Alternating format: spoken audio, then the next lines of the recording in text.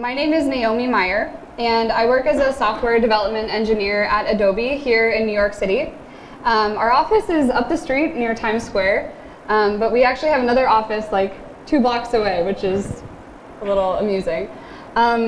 So to start, who here is currently internationalizing their apps? Show of hands. We've got 2. We've got 3. Okay, awesome.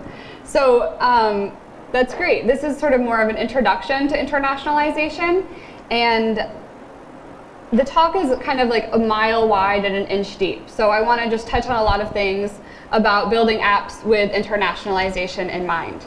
And I'm actually really excited to do this talk with you today because I'm giving the same talk in a couple weeks at the Angular Connect conference in London. It's the world's largest Angular conference, so I'm kind of practicing my talk in front of an audience. So I would love to hear any feedback about how you think the talk went. If there's something that you think is weird, or if I have a typo on my slide, like, please let me know. I would really appreciate any and all feedback because I want to make the talk in London the best that it can be. So with that in mind, I'd like to just sort of talk about where we're internationalizing at Adobe. So here's Adobe, and we have our 3 clouds. So Creative Cloud is, Photoshop, Illustrator, products that most folks have heard of. Document Cloud is PDF, Adobe Sign, again, products people have heard of. And then we have this other cloud called Experience Cloud that I feel like most people haven't heard of, and that's where I work. So Adobe Experience Cloud, I'm on the Adobe Experience Platform, Audience Manager, UI team. So on the UI team, we use Angular and React, Vue, even a little bit of Backbone. And we build for a global audience. So we are internationalizing our apps, and I have the joy of serving as the product champion or leader for internationalization. So I'm excited to share kind of the thorny engineering challenges that we face at Adobe, and I think it's a really interesting topic from an engineering standpoint. I'm also really excited about internationalization from a human perspective. So this was my class in Okinawa, Japan. That's back when I had hair. I worked as an English teacher for many years across Asia and West Africa before software engineering. So I know the feeling of kind of needing something to be translated and not having a translated version, and the importance of being culturally considerate and sensitive to different languages and cultures. So I'm Nay_Omi on Twitter. Please, let's continue the conversation, and again, I'd love to hear feedback. So I'm new to Twitter, but tweet me. I think that's what they say, right? So our plan for today, the agenda is to talk about what is internationalization, why it matters, and then some tips on how to implement it. So I'll use a React Angular examples. Freudian slip, and talk about testing, TDD, deploying, CI/CD, and talk about design, layout, UX, and end with some cultural considerations for internationalization. So my goal today is to invite you all to join me on my mission to put the world in the World Wide Web. So to do that, let's kind of level set and make sure that we're on the same page with some definitions. So to start, we have translation, or T9N, and that's the process of translating text from one language to another. So anyone in the room bilingual? Show of hands. Wow, most people. Anyone trilingual? 3 languages? 3? Oh, how about 4? Ooh, we've got 3 or 4 people who know 4 languages. That's awesome. So, New York City, cultural capital, you all know what translation means. The next level of granularity is localization, or L10N, and that's the process of translating the internationalized app into specific languages for particular locales. So for localization, as you can see, I spelt it with a Z here, in English in New York. And if I go to London in the UK, they'll spell localization with an S. And those are both English, but they're different regional variations of the language. So localization is important to call out locale and not language, because often those are not synonymous. Got it. The next level of granularity up is internationalization, or I18N. And that's the process of designing and preparing the app to be used within different locales. So keywords with internationalization are design, that's layout, UX, CSS, and preparing. That's bundling the app, deploying to prod, CI/CD, it's testing, it's TDD, it's a lot of engineering work. And these three fall under the umbrella of globalization, or G11N. And globalization also includes sort of non-engineering topics like sales and legal and marketing, but I'm not going to talk about those because I don't. So to paint the picture of these four big ideas, I thought I would sort of talk about an interesting example that I think paints the picture and is also just kind of thought-provoking. So when I started, I said, hello, my name is Naomi Meyer. And I used the syntax in English of my first name or given name followed by my last name, family name, or surname. And you know, that's common, that's what most people do in English. But I did a poll around the office. And this is that same string, hello, my name is Naomi Meyer, translated into Japanese, Hindi, Hebrew, Arabic, Korean, and Chinese. And as you can see, my first name, Naomi, is highlighted in blue, and my last name in purple. And sometimes the order is first name, last name, sometimes it flips, and the order is last name, first name. And sometimes the text reads left to right, and sometimes the text reads right to left. So this is what we're talking about. We're talking about internationalization. And your name is so important, right? When you are interacting with users, with customers in our apps, we want to get the user's name correct and display it in the correct order. Because if you're a customer and you're paying a lot of money for an app and they accidentally display your name wrong, like, that sucks, right? So name is a great opportunity to use internationalization. So one way that we could work on displaying the name is to build a simple function called getNameOrder, which would take the arguments of first name, last name, and user locale. So a quick shout out, there's a lot of topics I'm going to talk about today that there's a lot more to them. There's a lot more depth and a lot more debate going on about best practices. So user locale is one of them. And unfortunately, I can't go into the whole debate, but basically there's a lot of ways to get and set the user locale. Some of them are through the accept HTTP headers, through the user's IP address, through the OS, build a regex function to check for the user's characters input and set the locale that way, or you can ask the user directly. But there could be a logic case where a user is browsing in a Chrome web browser in Spanish, typing in Chinese, and based in a New York City public library.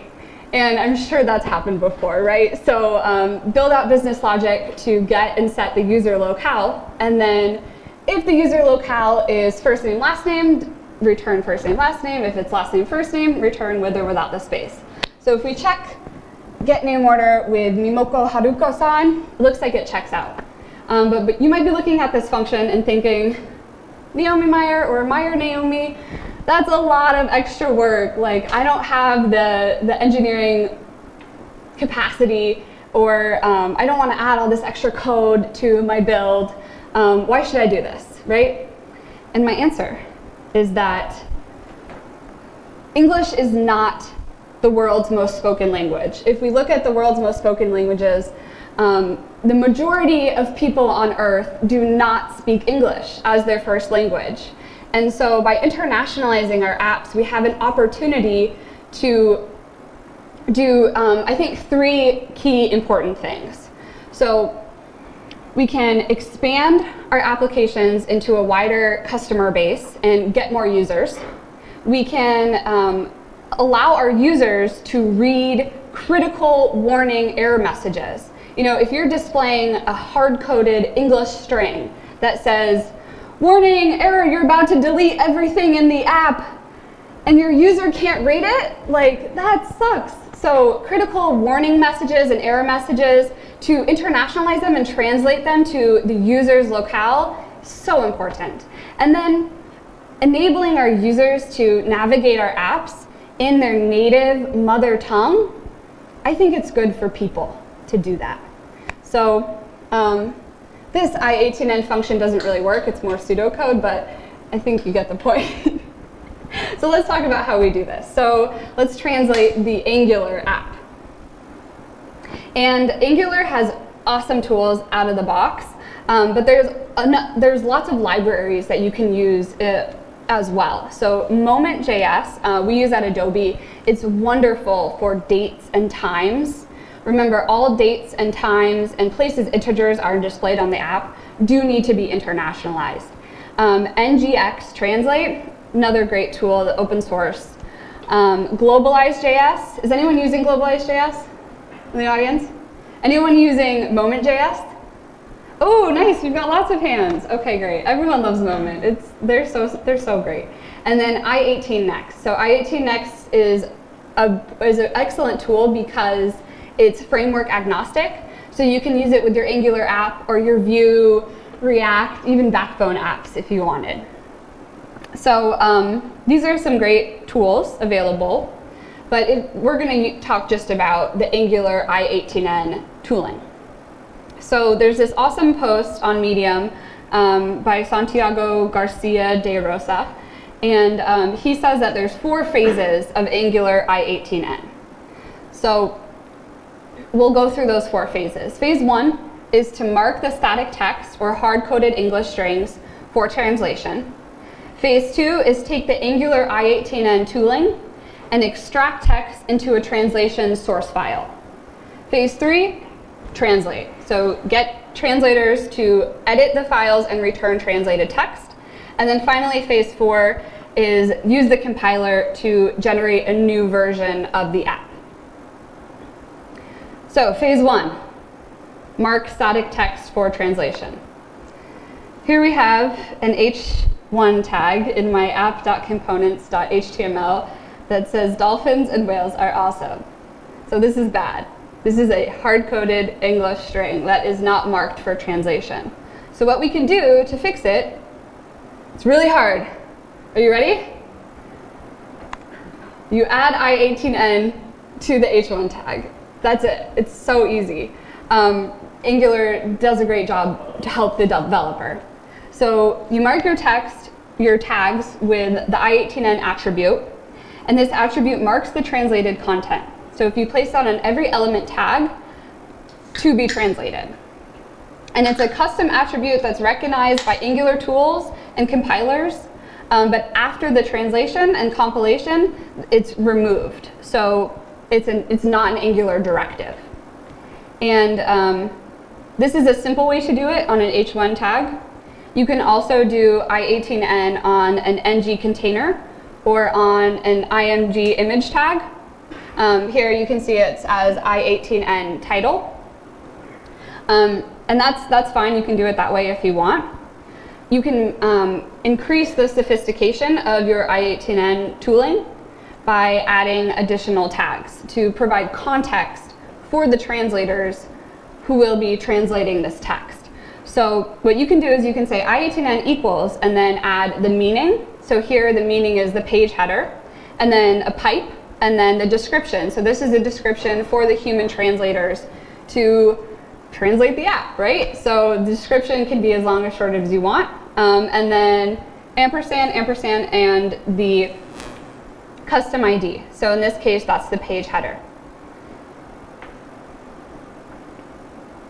So this is for a simple string that does not include variables or pluralization. So pluralization is another topic that's so important in internationalization because different languages and different locales pluralize differently. So if we want to pluralize our strings, this is how we can do it. And this is actually straight from the Angular docs. So for pluralization, we'll take 3 parameters. The first parameter is the key, and that's bound to the component property, in this case minutes. And that will determine the number of minutes. The second parameter is in this case it's plural, and that identifies this as a plural type of translation. And then the third one, in yellow, is the pluralization pattern, right? So this consists of all of the pluralization categories and their matching values. So in many different locales, there are different variations for different plurals. So I've heard that, I think it's in Russian, I could be wrong, that 0, 1, 2, and 3 are pluralized differently. I'm seeing heads nods, awesome. So to help the translators and to provide correct translations for each different locale, pluralizing each different type of plural category is important. Lots of the word plural. So that's phase 1, right? Then we can move to phase 2, and that's using the Angular I18N tooling to extract the text. So this is from the Angular CLI documentation, and essentially all you need to run is ngx I18N, and that will harvest all of the strings to be translated. And what that does is it takes the strings and it puts them into a locale folder for messages. So here the locale folder is messages.xlf, and it's an XLF file with each of the strings for translation. So a translator can take this document, and this is the default English version, and update the strings directly and put them in the messages.fr.xlf file. And FR, is for French, but you can have any number of locales there in your locale folder. And then, so that would be phase 3, the translation. And then finally, phase 4 is to build the app and use the Angular compiler to generate a new version of the app for each of the different locales. So again, I went to the internet on this, and Philippe Martin has an amazing blog post about lots of different ways to do this. And there's the link there, definitely check it out. But basically, what his process is to build a build script in the package JSON for each different locale. And we have another process at Adobe. I'm just going to show you the slide because it's really confusing, but we call it continuous localization. And because Adobe, we have a lot of source code, we have a lot of users, so we have sort of our own custom tooling. But essentially what it is we use Microsoft to input machine translated strings for testing, and then update the build to production with human translated strings. Another thing someone was asking about is different variations of continuous localization, for big companies. And something that we're exploring doing on my team at Adobe is to add a pre-push hook, similar to how we use ESLint and Prettier to make sure everyone's on the same page with tabs and spaces. So use a pre-push hook to include machine translated strings so that developers can test with accurate versions and links of strings, which we'll talk about later. So testing, so important, love testing. And again, I went to the Angular documentation on this because we have an awesome quality engineering team at Adobe who do the testing for us. But this is, using Angular protractor tools to define each of the different types of strings. Something that I feel like a lot of people who only speak English forget about is in your browser, you can just right-click and translate to any of the many languages supported by your browser and view your page in development in any of these different languages. So, for us UI front-end folks, we can make sure that our layouts don't break and that, everything looks all right when we test in different languages. Also, has anyone used lorem ipsum in the room? Lorem ipsum, yeah, so random text generator can take lorem ipsum fake data and translate it for you and give you any length of lorem ipsum you want. So I highly encourage people to just test in different languages, even if you're not fully internationalizing your app. You can still make sure that it works if the user is translating through the browser. So something else that people sometimes forget about is different keyboards. So this is a Mexican keyboard and a Spanish keyboard, and as you can see, the hotkeys highlighted in the red circle, they actually change between different locales. So keyboards are really important to keep in mind when internationalizing. So a good rule of thumb is to try and keep your keyboard shortcuts or short keys alphanumeric. I've heard horror stories of at Adobe, some of the big design apps, they include a lot of short keys, and the process of internationalizing those was a lot of engineering work after they were built. So, you know, if you're a startup or if you're building new features, like, keep internationalization in mind, because it will make you happy, or it will make your future developers happy later down the line when you do internationalize. So keep it alphanumeric. Another thing that personally I just think is really interesting is the process of sorting and filtering.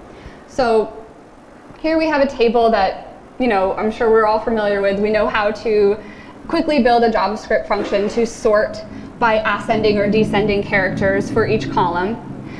But for characters that are not ABC, the process of sorting is different. And even if language is ABC, but it, you know, is in French or Spanish and it includes different special characters, you need to build out different sorting functions for different locales. So one easy way to do that is to use the, you know, ECMAScript intl object and just do string.prototype.locale compare. But there's also other tools that you can use that are available. So make sure that your sorting works in different languages. Awesome, so let's talk a little bit about design, layout, and UX. So please allow for the expansion of UI elements. This is the biggest UI bug. Because for many languages, if the English text is less than 10 characters, the good rule of thumb is to handle a 300% expansion. So, you know, languages like Russian and German are notorious for being significantly longer than English. So, you know, this is your submit button, this is your login button. Handle a 300% expansion. We all know that that's a lot of extra UI work, right? But if the English text is less than 10 characters, a 30% expansion should suffice. And, you know, we have these amazing tools for us, Flexbox, CSS Grid, like, please use the great tools available and handle expansion of UI elements. Another thing to keep in mind is font size and emphasis. So, you know, size 8 font is really hard to read in English, but it's impossible to read in Chinese, Korean, Japanese. So for most of the East Asian fonts, wider font sizes are important. And emphasis. So again, in East Asian fonts like Chinese and Japanese and Korean, italics and bold do not render. So if you're trying to add emphasis with italics and bold, think about other ways you can do that. Also, I just have to mention it, left to right, this is, you know, adobe.com, our footer in, I think it's in Portuguese, and it reads left to right, but then we have this exact same footer when you change to Arabic, and it's right to left. And building this is a process, right? So handling left to right and right to left, if it's important for your unique use case, is important to keep in mind. Also, text in graphics. So this is, you know, a P tag for parking. And if you speak English and you know P means parking, that's great. But if you don't, you might not understand this. So a good rule of thumb is to keep graphics, icons, photos, and any hard-coded English strings separate. And, you know, some people might say that, oh, well, P for parking is an international sign for parking. But I feel like that's part of the problem, right? Like, we shouldn't internationalize.